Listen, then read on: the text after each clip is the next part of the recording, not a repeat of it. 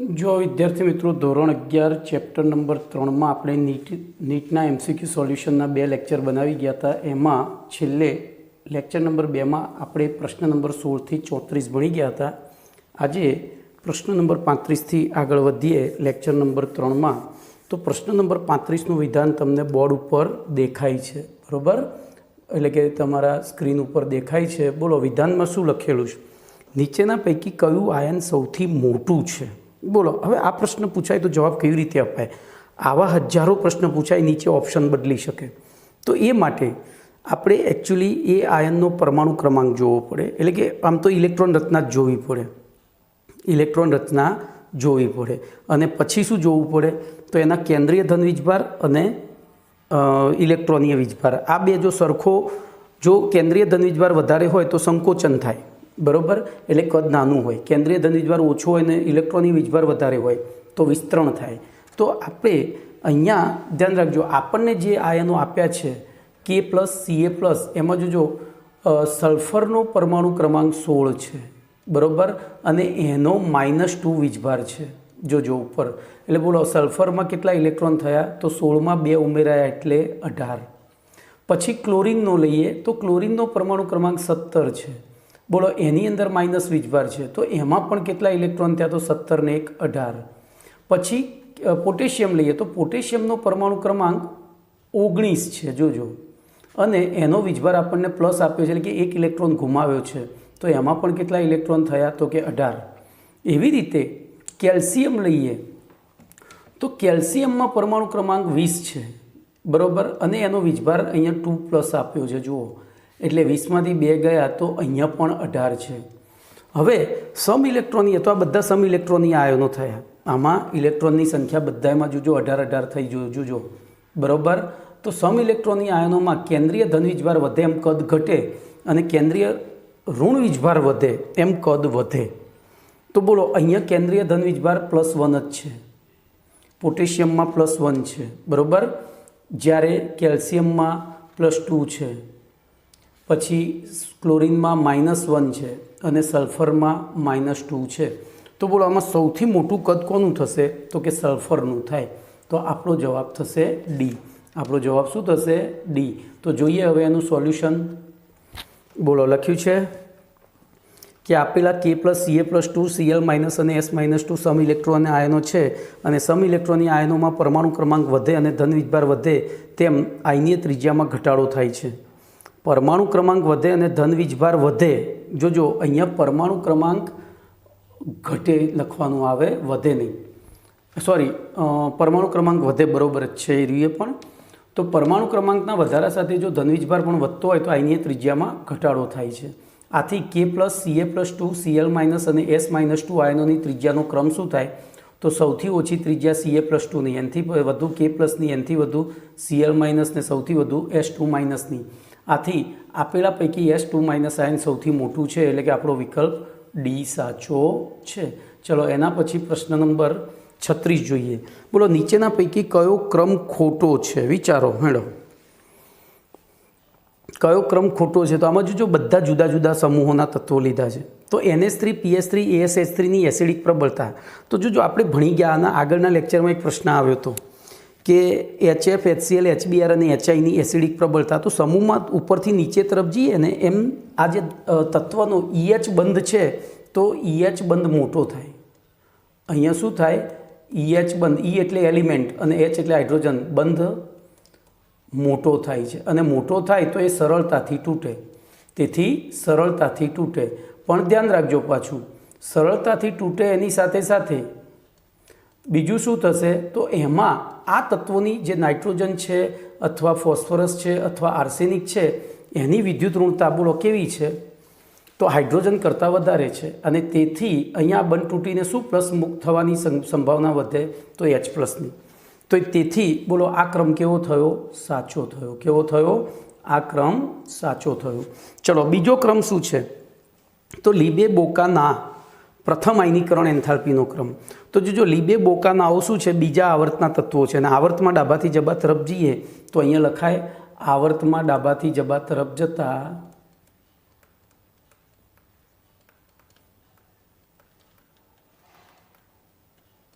જબા તરફ જતા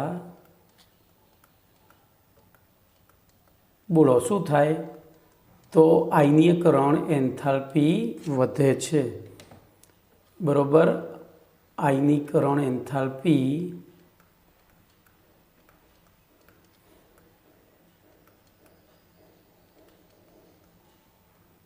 વધે છે.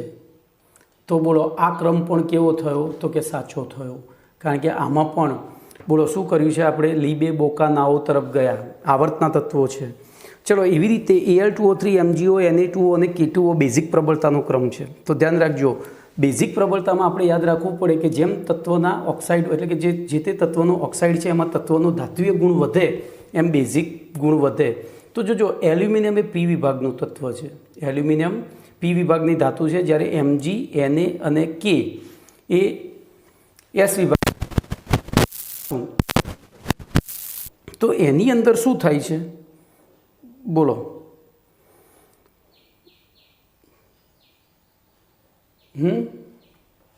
તો એની અંદર શું થશે? તો એમાં ધાત્વીય, હવે આમાં સૌથી વધુ ધાત્વીય લક્ષણ કોનું છે? તો જોજો, એલ્યુમિનિયમ પી વિભાગનું છે એટલે સૌથી ઓછું થાય. મેગ્નેશિયમ, સોડિયમ અને પોટેશિયમ. તો સોડિયમ પોટેશિયમ સમૂહ એકના તત્વો છે અને મેગ્નેશિયમ સમૂહ શેનું તત્વ છે બોલો? બીજાનું.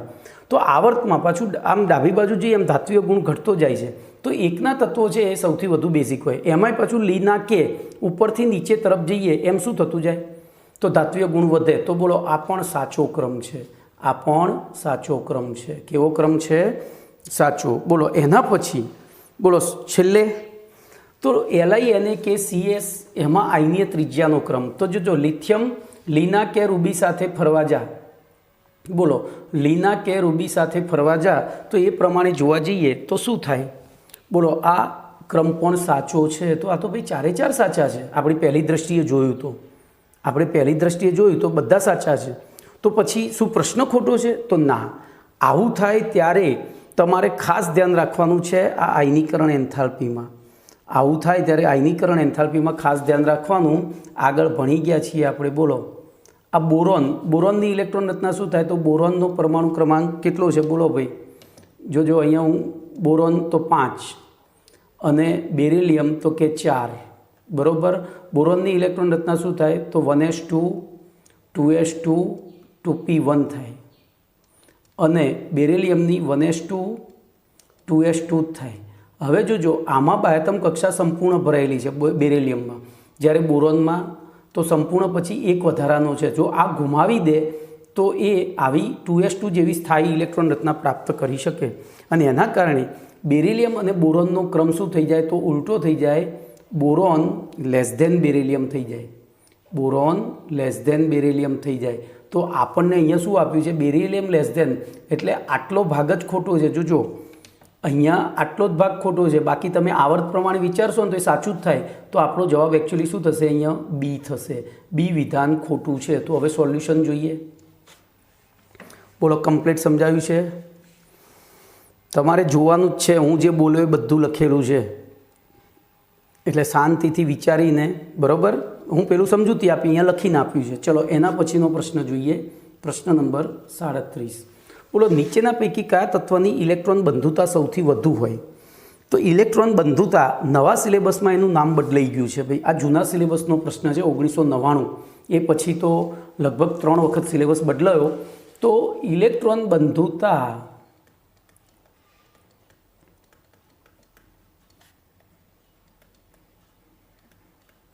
એને નવા સિલેબસમાં ઇલેક્ટ્રોન પ્રાપ્તિની એન્થાલ્પી કહે છે. શું કહે છે? ઇલેક્ટ્રોન પ્રાપ્તિની એન્થાલ્પી. આ નવા સિલેબસમાં આટલું નામકરણ બદલાયું છે. ઓકે, તો આપણે જ્યાં જ્યાં હવે પછી આવો કોઈ પ્રશ્ન આવે ને એમાં ઇલેક્ટ્રોન બંધુતા લખેલી હોય તો આપણે શું કરવાનું? એને ઇલેક્ટ્રોન પ્રાપ્તિની એન્થાલ્પી ગણવાની.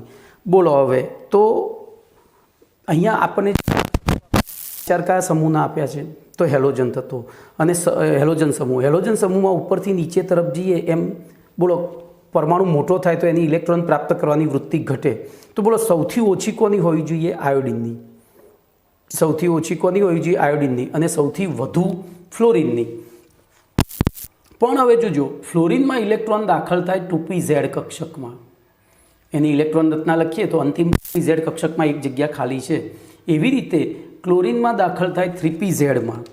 હવે જોજો, અહીંયા 3pz અને 2pzમાં ઓલરેડી એક એક ઇલેક્ટ્રોન છે અને આપણે નવો એક દાખલ કરવાનો છે. જોજો, નવો એક દાખલ કરવાનો છે. તો આવી પરિસ્થિતિમાં શું થાય? 2pz એ નાની કક્ષક છે, જ્યારે 3pz મોટી કક્ષક છે. એટલે મોટીમાં આ ઇલેક્ટ્રોન સરળતાથી દાખલ થશે, જ્યારે આમાં થોડી આપણે પુશ કરવો પડશે, ધક્કો, એટલે કે ઉર્જા આપવી પડશે. શું કરવું પડશે? આપવી પડશે. અને એવી પરિસ્થિતિમાં જો ઉર્જા આપવી પડતી હોય તો મુક્ત થતી, હવે ઇલેક્ટ્રોન પ્રાપ્તિની એન્થાલ્પીની વ્યાખ્યા છે કે કોઈપણ તટસ્થ પરમાણુમાં એક ઇલેક્ટ્રોન દાખલ કરવામાં આવે ત્યારે મુક્ત થતી ઉર્જા, તો આપણે આપી એ મુક્તમાંથી શું થશે? બાદ. તો બોલો અહીંયા ઉર્જા શું થશે? એફની ઘટશે. તો બોલો સૌથી વધુ ઇલેક્ટ્રોન બંધુતા કોની હોય? ક્લોરિનની હોય. કોની હોય? ક્લોરિનની. તો હવે સોલ્યુશન જોઈએ. બોલો કમ્પ્લીટ? ક્લિયર? ચલો એના પછી 38મો પ્રશ્ન જોઈએ. તો 38મા પ્રશ્નનું વિધાન છે કે નીચેના પૈકી આયોડિનના કણોના કદનો કયો ક્રમ સાચો છે? તો જોજો, એકદમ સહેલો પ્રશ્ન છે. કોઈપણ તટસ્થ પરમાણુ કરતાં તેના ધન આયન, તો અહીંયા આપણે લખીએ છીએ કોઈપણ તટસ્થ પરમાણુ કરતાં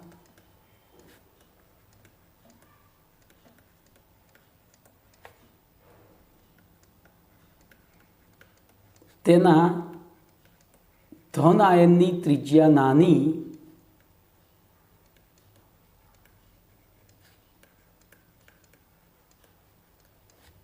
અને બોલો અને ઋણ આયનની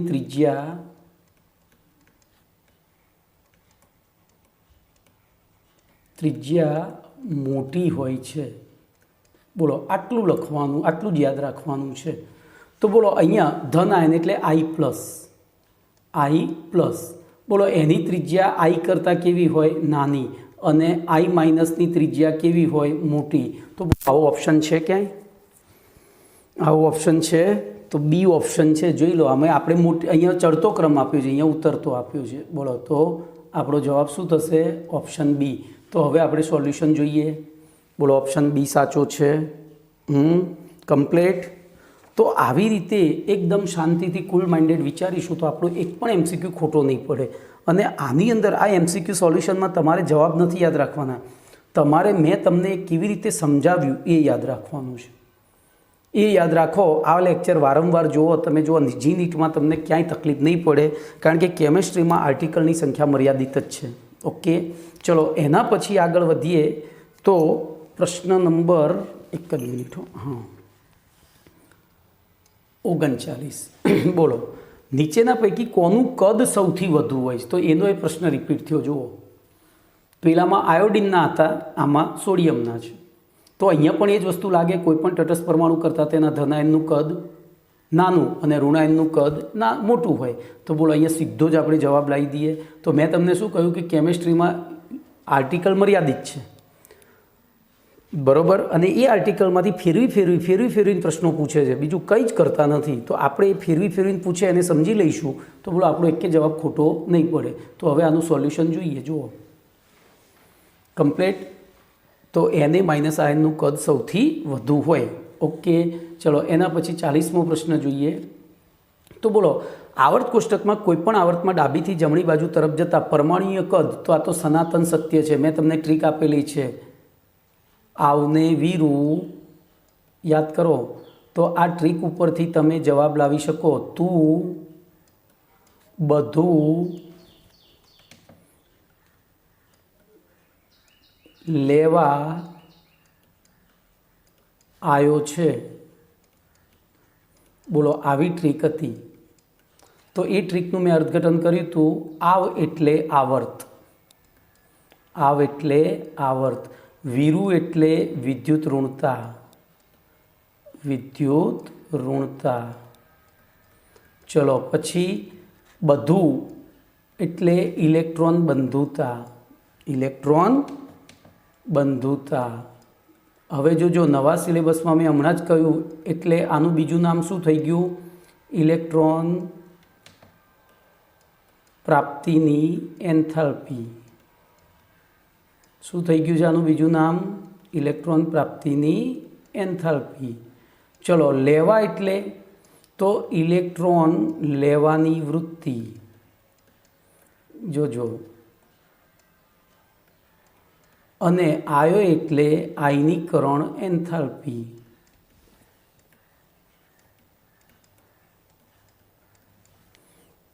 આયનીકરણ એન્થાલ્પી.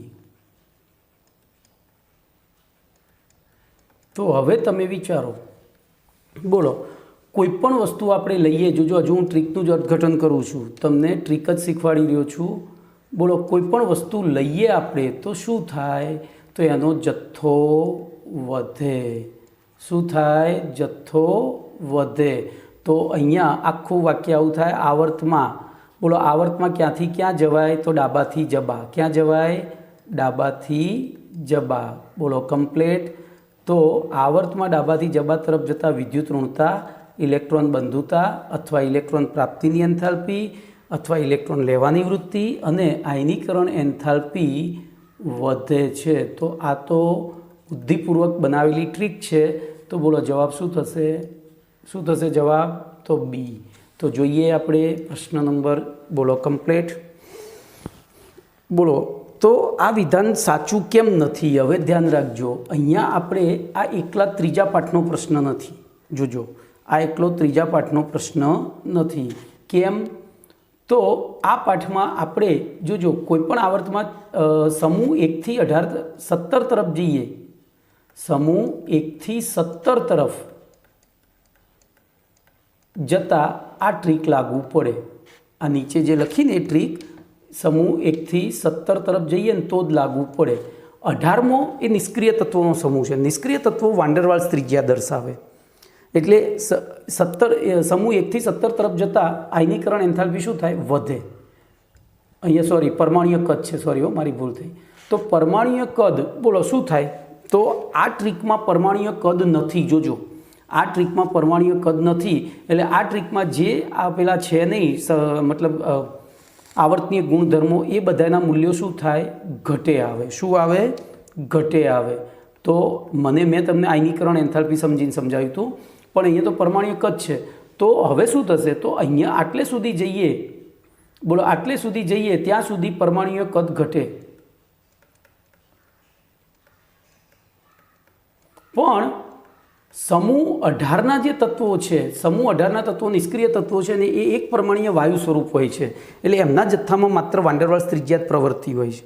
એમના જથ્થામાં માત્ર વાન ડર વાલ્સ ત્રિજ્યા જ પ્રવૃત્તિ હોય છે. એટલે એમનું કદ સૌથી વધારે હોય છે. તો બોલો હવે આપણો જવાબ શું થશે અહીંયા?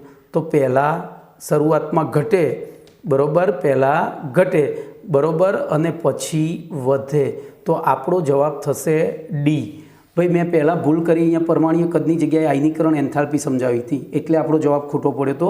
પણ અહીંયા આપણે પરમાણુય કદ છે, જવાબ ખોટો નહોતો પડ્યો, આપણી સમજૂતી સાચી જ હતી, ખાલી પ્રશ્નને અનુરૂપ નહોતી. બરાબર.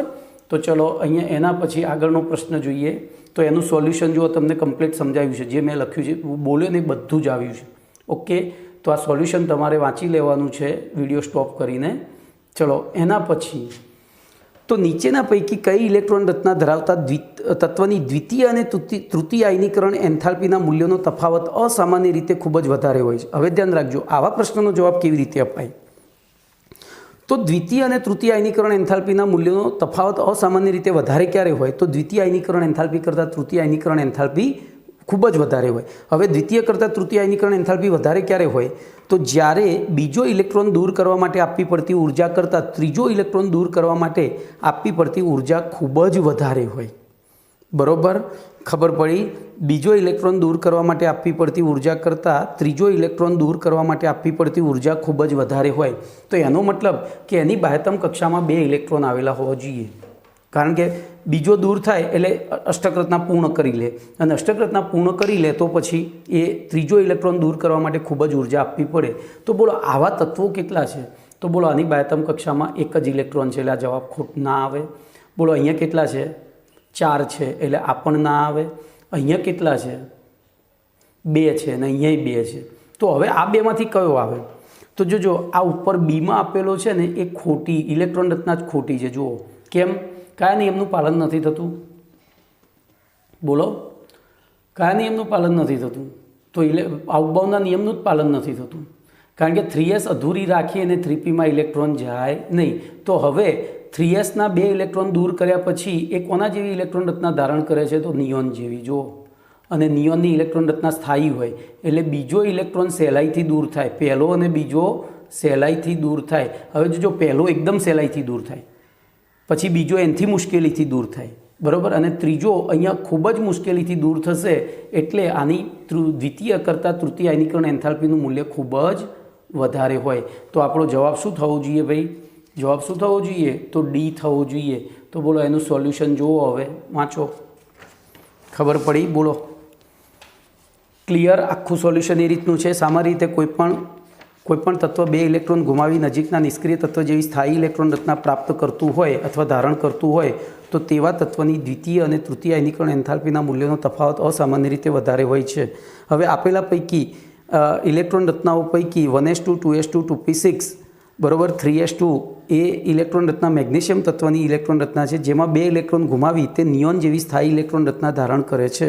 આથી આ ઇલેક્ટ્રોન રચના ધરાવતા તત્વની દ્વિતીય અને તૃતીય આયનીકરણ એન્થાલ્પીના મૂલ્યનો તફાવત અસામાન્ય રીતે વધારે હોય છે. બરાબર, અસામાન્ય રીતે વધારે હોય છે. તો આપણો જવાબ અહીંયા ખબર પડી ગઈ. શું આવ્યો? ડી આવ્યો. તો ખાસ ધ્યાન રાખજો, તમે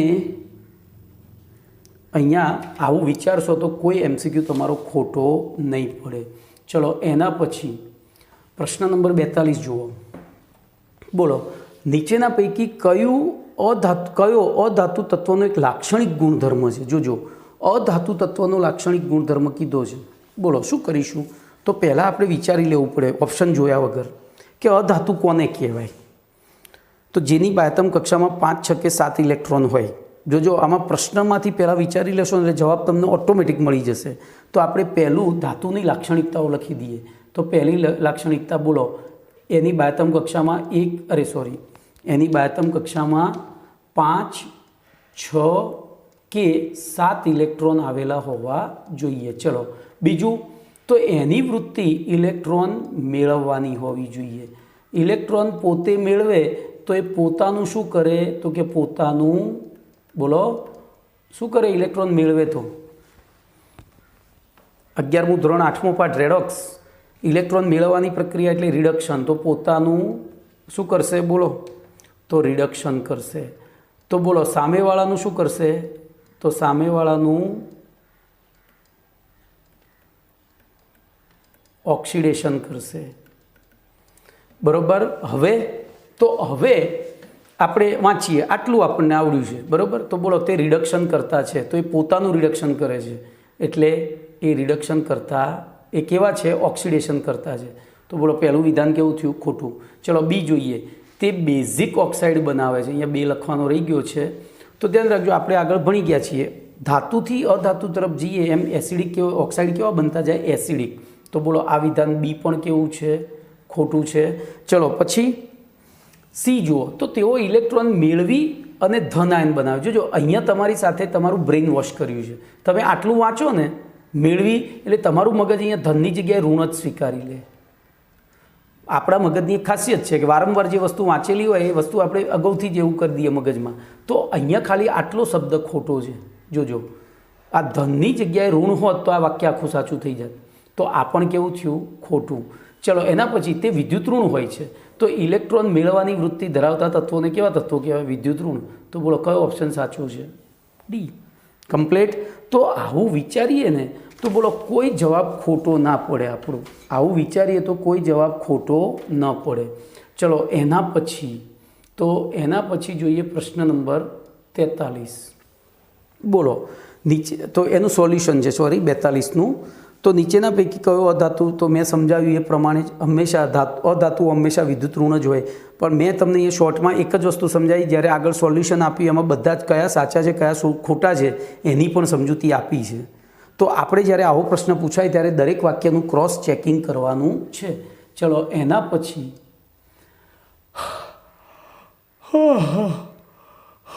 બોલો નીચેના પૈકી કયા સંયોજનમાં ધન આયન અને ઋણાયનનો ગુણોત્તર સૌથી ઓછો હોય? તો આ એકદમ પપ્પુ જેવો પ્રશ્ન છે. બોલો અહીંયા ઋણાયન તરીકે શું છે? ક્લોરીન અને ફ્લોરિન બે છે. તો ધ્યાન રાખજો, આપણે પહેલું ધન આયન લઈએ તો ધન આયનમાં એનએનું કદ લીના કે રૂબી સાથે ફરવા જા, બરોબર? તો એનએનું કદ કે કરતાં નાનું હોય. સોડિયમ અને પોટેશિયમ એક જ સમૂહના તત્વો છે એટલે એનએનું કદ કે કરતાં નાનું હોય. હવે સોડિયમ અને મેગ્નેશિયમ એક જ આવર્તના તત્વો છે. તો એવી પરિસ્થિતિમાં બોલો એનએનું કદ એક જ આવર્તમાં ડાબીથી જમણી બાજુ જેમ કદ ઘટે તો બોલો એમજીનું કદ કેવું થયું? નાનું, બરોબર? હવે વાત કરીએ કેલ્શિયમની. બોલો તો એવું અહીંયા છે પોટેશિયમ અને કેલ્શિયમ બંને પાછા એક જ સમૂહના તત્વો છે. તો બોલો એક જ સમૂહના હોય તો કેલ્શિયમનું કદ કેવું થાય? નાનું થાય. કેવું થાય? તો પોટેશિયમ ગ્રેટર ધેન કેલ્શિયમ થાય. ઓકે. હવે અહીંયા ધન આયન છે એટલે આપણે ધન આયનનું કદ એના મુક્ત તત્વ કરતાં હંમેશા નાનું હોય તો પણ રેશિયો તો આનો જ જળવાઈ રહે. તો બોલો આમાં આપણને પ્રશ્ન પૂછ્યો છે સૌથી ઓછો ગુણોત્તર શેમાં હોય? બોલો સૌથી ઓછો ગુણોત્તર એમાં ધન આયન પહેલું, ઋણ આયન નીચે. તો ઋણ આયન તરીકે જો હવે ક્લોરીનની વાત કરીએ તો ફૂલ કલી બહાર આવી એ પ્રમાણે જઈએ તો ફ્લોરિન કરતાં ક્લોરીનનું કદ કેવું હોય? મોટું હોય. તો આવી પરિસ્થિતિમાં બોલો અહીંયા ધન આયન કેવો જોઈએ છે આપણે? તો ધન આયન સૌથી મોટો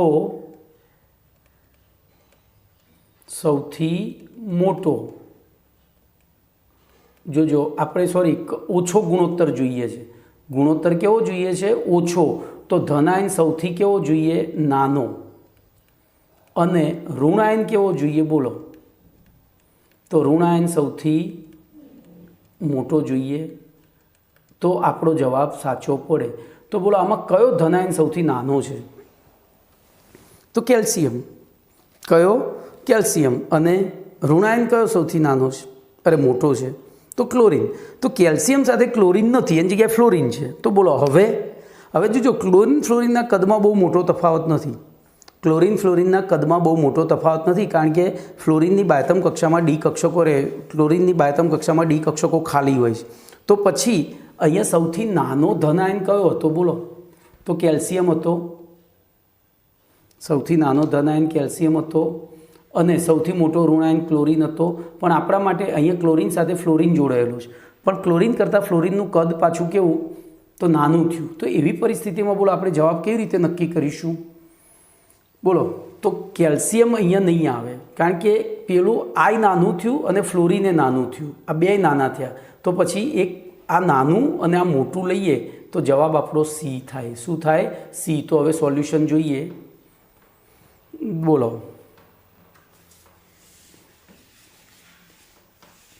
ભાઈ એક મિનિટ પાછા આપણે જઈએ છીએ, ક્યાંક મેં ભૂલ કરી છે. હા, આપણે તો કે અને સીએનું જ હજુ ગણ્યું ને. હજુ મેગ્નેશિયમ અને કેલ્શિયમ પાછા એક જ સમૂહના તત્વો છે અને ઉપરથી નીચે તરફ જઈએ તો સીએ એમજી મોટો થાય એટલે એમજી નાનો થાય, સૌથી નાનો થાય. તો એમજી સૌથી નાનો છે. હવે એની સાથે ભલે મોટા કદનું રહ્યું પણ આ સૌથી નાનો છે એટલે ગુણોત્તર અને આ મોટું છે, બરાબર? તો ક્લોરીનને તો અહીંયા કેલ્શિયમની જગ્યાએ કયો આવશે? કેલ્શિયમની જગ્યાએ મેગ્નેશિયમ આવે તો આપણો જવાબ થશે સી. જવાબ તો સી જ થાય. પહેલાંમાં આપણે ઊંધું વિચાર્યું હતું, ખાલી વિચારવામાં થોડી એટલે મેગ્નેશિયમ આપણે કેલ્શિયમ ફ્લોરિન નાનો છે એટલે એને ખોટું ગણ્યું હતું એમ. ઓકે, ચલો એના માટે તો આપણને અહીંયા સોલ્યુશન પ્રોપરલી આપી દીધું છે. ચલો એના પછી જોઈએ તો બોલો નીચેના પૈકી તત્વોના કયા સમૂહની ઋણ આયનોની બનાવવાની વૃત્તિ સૌથી વધુ હોય? બોલો એના જ પ્રશ્ન રિપીટ થાય છે. એના જ પ્રશ્ન જુદી જુદી રીતે રિપીટ થાય છે. તો જે તત્વોની વિદ્યુત ઋણતા સૌથી વધારે હોય એવા તત્વોની ઋણ આયન બનાવવાની વૃત્તિ સૌથી વધુ હોય. હવે કેમિસ્ટ્રી જગતમાં સૌથી વધુ વિદ્યુત ઋણ તત્વો કયા? બોલો કેમિસ્ટ્રી જગતમાં સૌથી વધુ વિદ્યુત ઋણ તત્વો કયા? તો ફોન.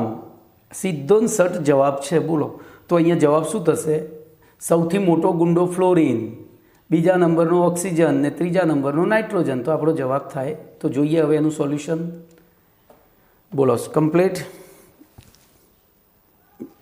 ઓકે, ચલો એના પછી 45મો પ્રશ્ન જોઈએ.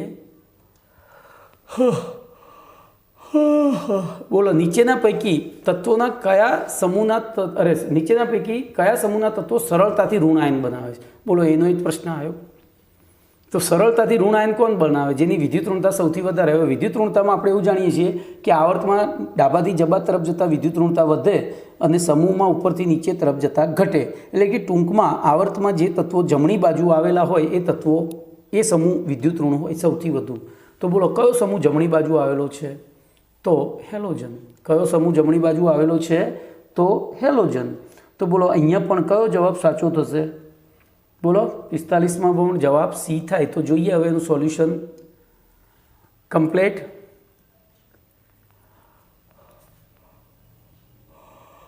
ઓકે, ચલો એના પછીનો પ્રશ્ન જોઈએ.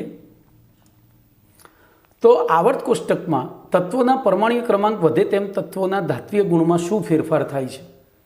તો જો અહીંયા બે વસ્તુ વિચારવી પડે. આવર્ત કોષ્ટકમાં કીધું છે એટલે આવર્તે જોવો પડે અને સમૂહે જોવો પડે. બોલો આવને વિરુદ્ધ તું બધું લેવા આવ્યો છે એ પ્રમાણે જોવા જઈએ તો આવર્તમાં ડાબાથી જબા તરફ જતા ઇલેક્ટ્રોન મેળવવાની વૃત્તિ. ઇલેક્ટ્રોન મેળવવાની વૃત્તિ એટલે અધાત્વીય ગુણ. બોલો એ શું થાય છે? વધે છે. તો આવર્તમાં અહીંયા જો ઘટે લખ્યું છે, અહીંયા વધે છે એટલે હું અહીંયા ખાલી અંડરલાઈન કરું છું. ચલો પછી સમૂહમાં. તો સમૂહમાં ઉપરથી નીચે તરફ જઈએ એમ શું થાય પાછું? ધાત્વીય ગુણ હતો ને એટલે અહીંયા ઘટે છે આવશે. ઇલેક્ટ્રોન મેળવવાની વૃત્તિ વધે છે ને. ઇલેક્ટ્રોન મેળવવાની વૃત્તિ એટલે તો અધાત્વીય ગુણ થયો. તો અધાત્વીય ગુણ વધે છે પણ આપણે તો શું જોવાનું છે? ધાત્વીય ગુણ. તો જ્યારે પણ તમે આ રીતના પ્રશ્નને વાંચો ને એટલે મુખ્ય શબ્દોને અંડરલાઈન કરજો. તમારો જવાબ ક્યારેય ખોટો નહીં પડે. જો આગળ મેં એક મુખ્ય શબ્દને અંડરલાઈન નહોતો કર્યો એટલે મારો જવાબ ત્યાં પરમાણ્વીય કદ હતું, મેં આયનીકરણ એન્થાલ્પી લઈને જવાબ આપી દીધો હતો. ખબર છે ને? તો મારી ભૂલો પણ તમને કામમાં આવશે. ઓકે, તો બોલો આવર્તમાં ઘટે છે અને સમૂહમાં. તો સમૂહમાં ઉપરથી હવે જે ગુણધર્મ આવર્તમાં ઘટતો હોય એ સમૂહમાં હંમેશા વધે. તો બોલો અહીંયા જવાબ કયો સાચો થશે? તો જવાબ આ વધે છે લખ્યું છે ને, પછી ચેક કરવાનું. એમને પહેલું ઘટે છે એની ઉપર નહીં, બરાબર? તો જવાબ એ થાય. તો બોલો આપણું સોલ્યુશન હવે જોઈશું આપણે. બોલો કમ્પ્લીટ. ઓકે, ચલો એના પછી 47મો પ્રશ્ન. તો બોલો નીચેના પૈકી કયા પરમાણુનું કદ સૌથી નાનું હોય? તો જો અહીંયા સોડિયમ અને લિથિયમ લી ના કે, લી ના કે આપણે આટલું જ લખીશું કારણ કે ના અને લી છે, બરાબર? અને બીજું બેરેલિયમ ને મેગ્નેશિયમ છે તો બી માગે કે આટલે લખીશું. બોલો આમ જઈએ ઉપર તરફ, બોલો નીચે તરફ જઈએ એમ કદ શું થાય? વધે. અહીંયા કદ પૂછ્યું છે, જો કદને અંડરલાઈન કરી દઈએ. અને આમ જઈએ એમ કદ શું થાય? તો કે ઘટે. તો બોલો આમાં સૌથી ઓછું કદ કોનું હશે? તો કે બેરિલિયમનું. કોનું હશે? બેરિલિયમનું. આવી રીતે સટ્ટ લઈને જવાબ આવી જાય. તો જોઈએ હવે આપણે. તો આપણો જવાબ થાય સી. આપણો જવાબ શું થશે? સી થશે. તો જોઈએ હવે સોલ્યુશન. બોલો કમ્પ્લીટ. ક્લિયર. તો અહીંયા ચેપ્ટર 3માં 2020 સુધી પૂછાઈ ગયેલા બધા જ MCQ પૂરા થઈ ગયા, બરાબર? 20 સુધી પૂછાઈ ગયેલા બધા જ MCQ પૂરા થઈ ગયા. બીજું હવે જે નવું આવશે એ બધું હું તમને ચલાવતો રહીશ. તો અહીંયા ચેપ્ટર 3 આપણું પૂરું થયું, બરાબર? ચેપ્ટર 3